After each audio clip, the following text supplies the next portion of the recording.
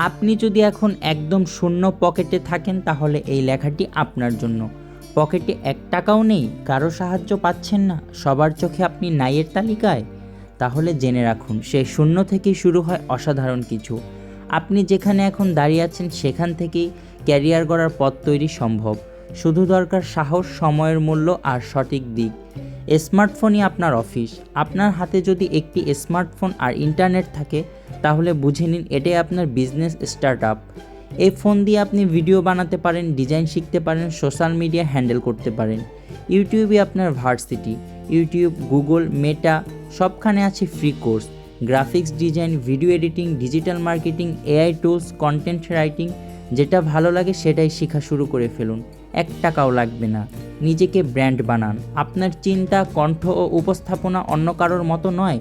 আপনার একটা Facebook page, YouTube channel খুলে নিয়মিত কন্টেন্ট দিন।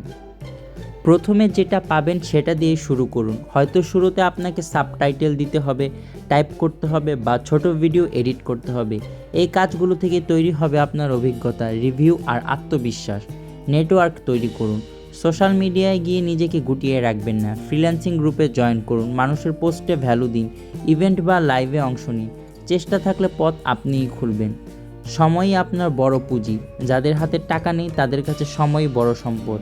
প্রতিদিন ২-৩ ঘন্টা করে নিজেকে উন্নত করার পেছনে সময় দিন। ১ মাস পর আপনি নিজেই চমকে যাবেন।